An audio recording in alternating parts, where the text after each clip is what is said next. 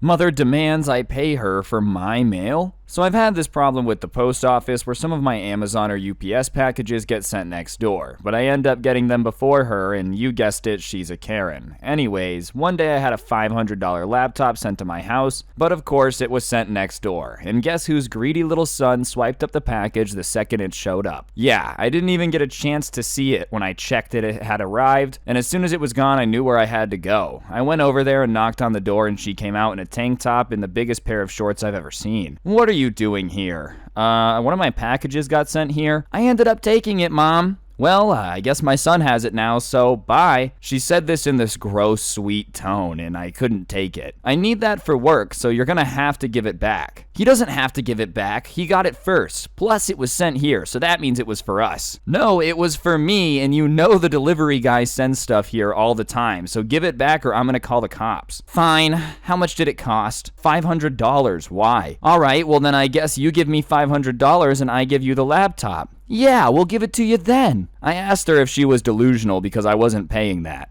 Well, I guess you don't get it then. We'd been arguing back and forth for about 10 minutes and it was about 5:30 by then, so I told her that she either could give it back or I was going to yank it from his hands right now. There was a time I had to take a package from him when he stole one before and his feet flew under him and he fell on his face. Anyways, she yells, "Are you threatening me?" with the most surprised look on her face, and she says, "If you do that, I'll call the cops on you." I get tired and ended up pulling the laptop from the kid, and he cried when I got it back, and she started grabbing me from behind, saying, "You're not leaving with that unless you give me my $500. Yeah, she really said her $500. So I pushed her off me and then heard the door slam and walked home very slowly. The kid was sobbing and she was furious, but I ended up locking my door and logged into my new laptop. Oh wow, this is a very expensive package that got dropped off on my porch. Alright, I know you already paid for it once, but I'm gonna need you to go ahead and swipe your card here to get it back. Imagine she pulls out like one of those square card reader machines. She's just so used to like holding people's packages hostage, she has a process for this. Honestly, I've never understood people that are gonna like steal packages, dude. Sure, you get lucky every now and then and get a laptop, but like how often do you go home and find socks from Amazon? And also, stealing packages is just lame, dude, and it's not finders keepers when it comes to mail. I'm getting quiet now. Lay low when you reach zone 5 now. What's going on, guys? It's your boy Scrub here, back again with another video. Hope you guys are having a great day. I know I am. And today we're going to be taking a look at the subreddit entitled Parents. It's probably the favorite Reddit videos I make that you guys seem to enjoy the most, so I figured we would do it again. And yeah, before we get into it, press the like button or your parents are going to become entitled, and let's go. Entitled's mom, entitled kid, plays Ding Dong Ditch. I can't believe I'm actually posting on here, but the most absurd thing happened today. My mother, daughter, and I all live together in our apartment complex. We were watching TV and eating dinner when an extremely loud bang came from the door. We all have anxiety, including my daughter, who immediately started screaming. I went outside to check who it was, but there was only a dirty traffic cone outside of our door. I turned the corner and saw an at most 13-year-old kid running away. I thought it was odd, but I pushed the traffic cone out from in front of the door and went back inside. Well, it happened like 3 more times, and each time the banging got louder and louder, and eventually my mom was getting pissed and took a glass of water and waited at the door. She was looking out the peephole waiting for them to come back, and eventually he did, and my mom whipped open the door, screamed at him, and threw water on him. She said if he came back, she would call the cops. I was surprised my mom did what she did, and I did not agree with her throwing water at the kid. We had an argument about it and went back to watching TV, and my mom took a nap. Well, a little bit later, there was a knock at the door, and I answered it, and the kid had told his mom, and she was pissed off and came to confront me. I explained that technically he was trespassing, and she started demanding I apologize to her son. I politely disagreed and had to close the door on her as she tried to argue with me, and later on I told my mom when she woke up from her nap, and she told me I would have dumped water on her too. I don't disagree that like the water wasn't 100% necessary, but at the same time, if somebody's gonna ding dong ditch your house like 47 times, I feel like at some point you're allowed to open the door and throw a glass of water on him. It's not gonna hurt him. If anything, it's just equally as annoying. You want to keep ding dong ditching me? Fine. You're gonna get splashed with water. I feel like that's a pretty even trade-off. And I also feel like whenever you're ding dong ditching, you know in the back of your mind people are going to get annoyed at you. Like you can't be surprised when the game that involves annoying people ends up with someone annoyed.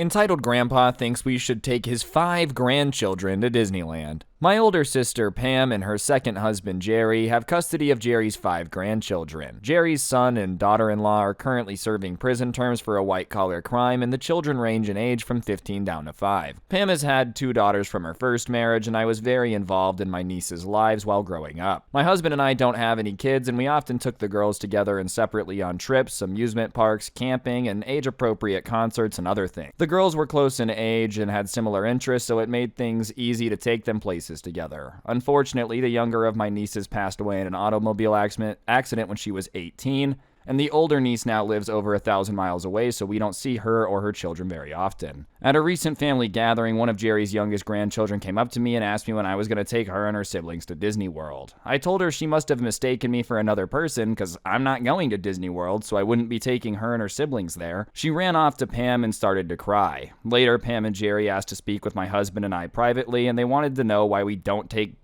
Jerry's grandchildren on trips like we used to take my nieces. Turns out they had told the children that we were going to take them all to Disney World sometime. Needless to say, my husband and I were shocked. We never took my nieces to Disney World, and most of our trips were with them in our home state or neighboring states. Plus, we were younger, and there were only 2 of them, so we could keep up easily. Not to mention, the cost of taking 2 kids anywhere is much less than taking 5. My husband and I have been cutting back on expenses and expenditures because we don't know what will happen with the economy, and we don't want to jeopardize our own retirement plan. Also, we are basically strangers to Jerry's grandchildren, and we didn't meet any of them until they took custody last year, and this family gathering was the first time we met all 5 of them. Jerry said that they expected us to take the grandchildren on trips like we had taken Pam's daughters when they were children because we had no other grandchildren, just like we didn't have kids, so we should be happy to have this opportunity to play like we have grandkids. We said we'd pass on this opportunity because of the reasons mentioned above, and these are Jerry's grandchildren in no way related to either my husband or myself. Jerry blew up and called us selfish and said they had expected us to help out when they took custody of the children, and he stormed off. Listen, Jerry, you're a really nice guy for taking in your 5 grandkids. That being said, bro, it's not everyone else's responsibility to take 5 kids to Disney World, bro. Does he realize how expensive that is? Like, literally, man, I feel like going to Disney World alone is insanely expensive. Now you're gonna take 7 people? No thanks. I feel like that's something you really gotta clear with people before they just get volunteered for it, especially if they don't know these people in any way. Like, you know, I feel bad that the kids got stuck in the middle because their dreams got crushed. But Jerry, what were you thinking, dude? This was never gonna go the way you wanted. People don't just spring and take 5 kids to Disney World. That's insane. That's nuts. I love how he told the kids before he cleared it with anyone else too. It's like, all right, let's get their hopes up so they're even more crushed when it ends up not working out. My kid can't fly in economy. It gives her anxiety. I attended a private all-girls school in the UK, which means I have a fair share of entitled and spoiled kid stories. Every year, my school runs an optional skiing trip to America for anyone who signs up and pays the overpriced fee. Because we live in the UK, there's no snow to be seen and a flight has to be taken to the States. Anyway, about 1 week after the tickets go on sale, entitled parents email the school asking if it was possible for the kid to be upgraded to first class because they just can't fly in anxiety. They can't fly in economy, it'll give them anxiety. We flew economy once and she just couldn't cope. The worst part is, I originally thought that this was something the parents had come up with to get free upgrades, but after I thought about it for a while and knowing the kid, it's kinda likely that it either was an excuse that they themselves came up with and asked the parents to send, or it is likely true that we flew economy once and she couldn't cope is actually true.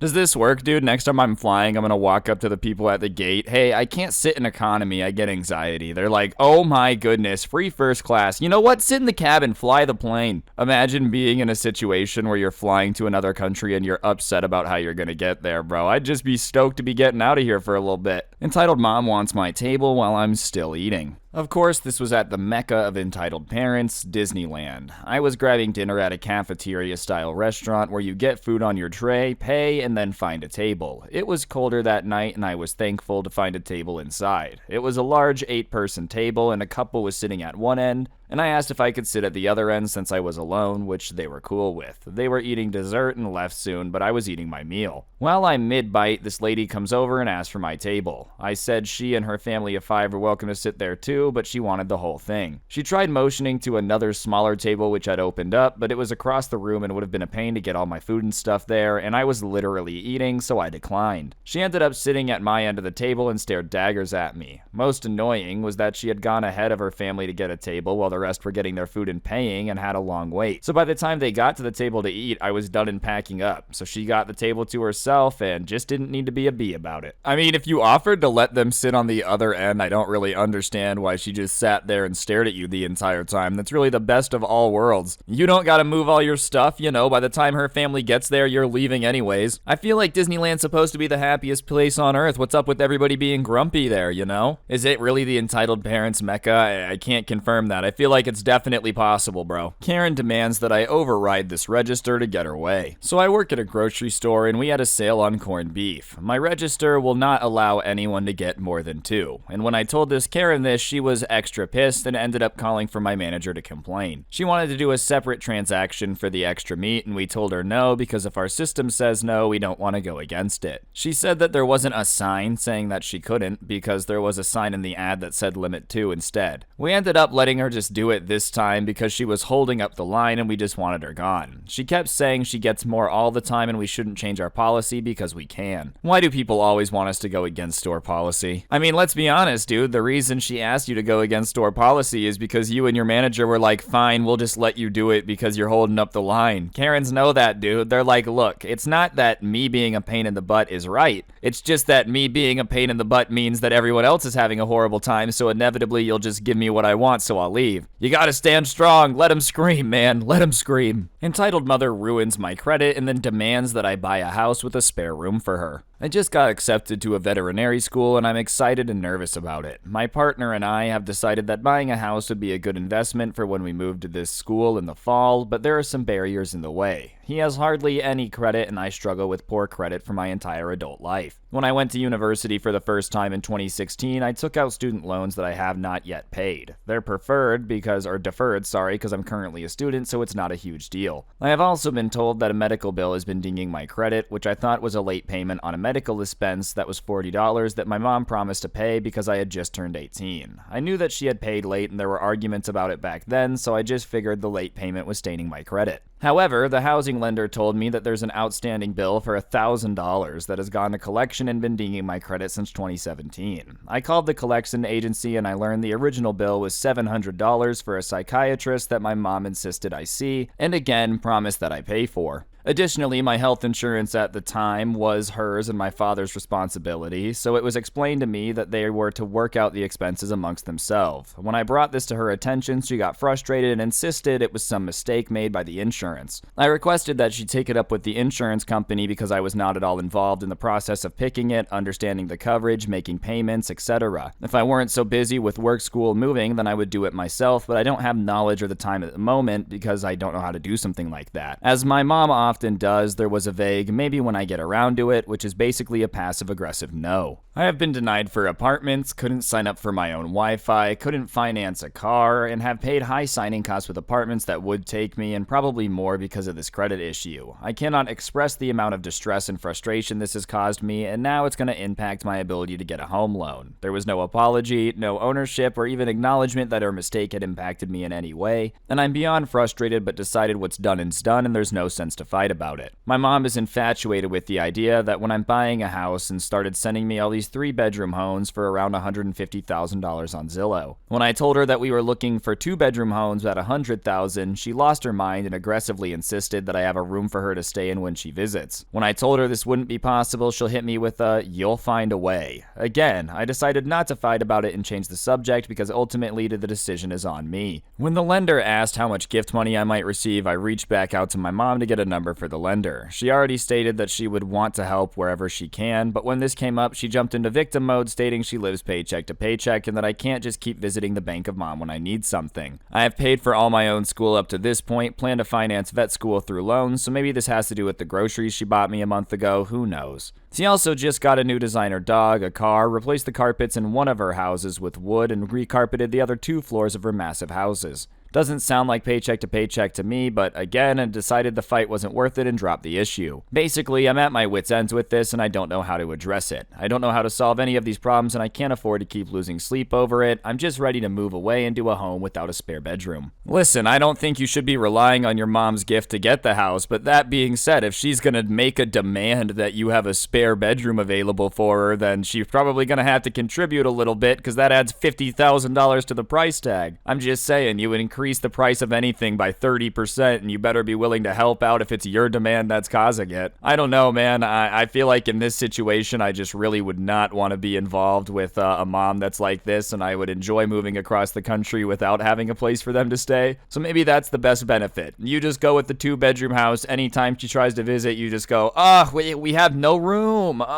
Whatever you do, don't take the gift money though, because if you let her help pay for the house, she's gonna hold that over your head forever. I'm not saying it's right that she does that, but if she's already being like this, then you don't want to let her help pay for it. Entitled parents want me to take the security tags off before paying. Alright, so I used to work in retail, and when I started I was 15. I was only about 2 months in at this point, and this was my first ever real job, so I was still getting my sea legs. It was a pretty busy day in mid-July, and this entitled woman came in for some shorts. Everything was normal at first. She picked out and tried on some clothes, and here's when the entitlement starts. She called for me to come to the changing room and hands me a shirt and asked me to take the security tags off and return it for her in the change room, and she will go up and pay. I, confused, said, "Could you come out and pay for the shirt first and then you can go back and put it on?" "No, it's just much easier for you to take off the tags and bring it back to me. I will pay for it." Obviously, little 15-year-old me was getting flustered at this point. I don't think I can do that. It's the policy." "You don't think I'm going to steal, do you? I'm not a shoplifter." "No, it's just the policy." "I can't believe that you think I would shoplift." To make this even better, in walks her mom, which is an older entitled woman about 60. "She thinks I'm going to steal and won't let me take off the security tags off my shirt before paying." "My daughter would never shoplift. Who do you think you are for accusing her?" At this point, I sent a pleading look to my older co-worker, and let's call her Lifesaver, and she just came over and relieved me, letting me go hide in the back and stock shoes away from the crazy people.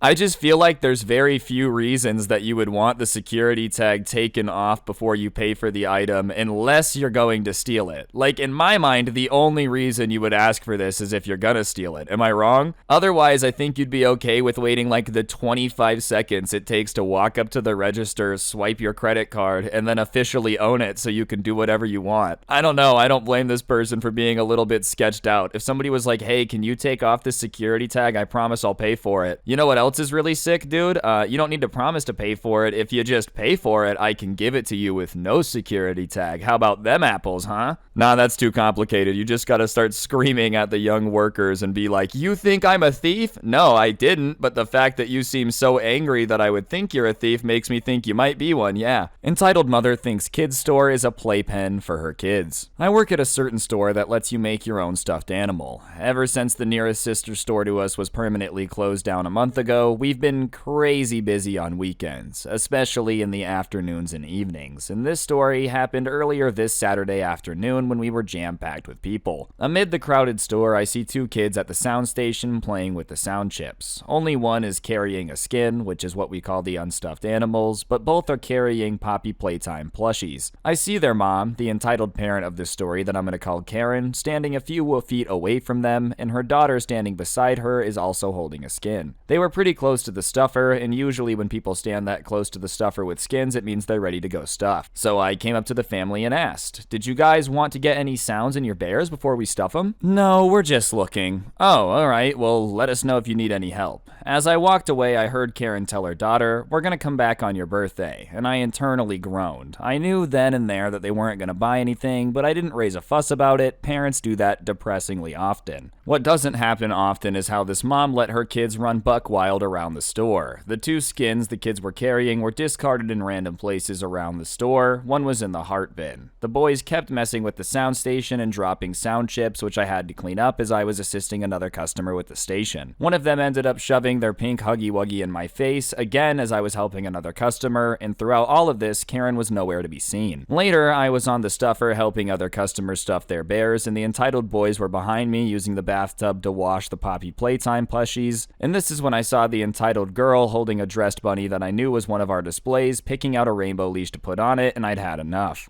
I apologized to the customers I was helping and walked up to the girl who had set the bunny down and was now trying to fashion a leash to her. "Are you going to buy that?" She looked up at me dumbly, and after an awkward pause, I repeated myself. "Well, no." I had already known her answer, but I had to ask. "You can't take down the displays if you're not going to buy them. Please put it back," and I pointed to the platform she got it from. That's when Karen, who had been on the phone in the background the entire time, noticed someone was bothering her daughter and intervened. "What seems to be the problem here?" I told her the same thing that I told the kid, that if you're not going to buy the display, you have to put it back since they're not to be played with. I headed back to the stuffer to keep helping customers, but kept an eye on the family, and when I saw that the girl was putting the bunny back, I focused back on the bear I was stuffing.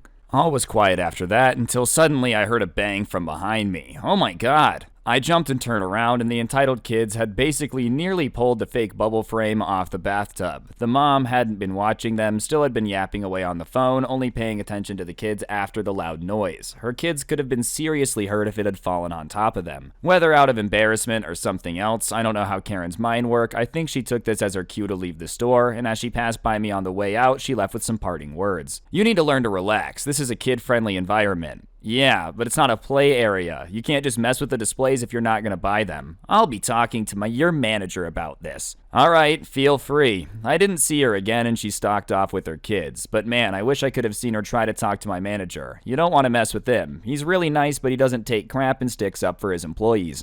Even the customers I were helping were amazed at this entitled woman, and they commented on her neglectful behavior and agreed with me it's not a play area. Needless to say, I liked them and they were super nice. My shift ended 20 minutes later, but right before I clocked out, I checked the displays, and lo and behold, the bunny was missing her birthday crown and was wearing a different shirt. I don't know why that surprised me that she couldn't even put the display back right, and I also discovered another display half naked. Thanks, Karen. Bro, listen, I understand that it's probably a kid-friendly environment, but there's a difference between you running around breaking everything in the store and ripping down displays and it, being a kid-friendly environment. Imagine if they just let you light the McDonald's play place on fire because you gotta let them do what they want. No, there's still rules in place, you know what I'm saying? People are really nuts. Regardless, guys, I think that's gonna do it for the video. Hopefully you enjoyed. If you did, I would really appreciate you taking a second to press the like button and comment down below. If you're new, you should subscribe and turn on notifications as well. I post videos like this pretty often and you don't want to miss out. If you really want to help me out, I'll put a link to the intro song down below, along with a link to my podcast, The Scuffed Cast, or you could always use code Scrubby at the G Fuel checkout. Great way to get a discount, and I'd appreciate it. And yeah, on that note, guys, I think that'll do it. Don't get anyone pregnant. If you do, make sure they're hot, and hopefully I will see each and every single one of you guys next time with another video. I'm out. Peace.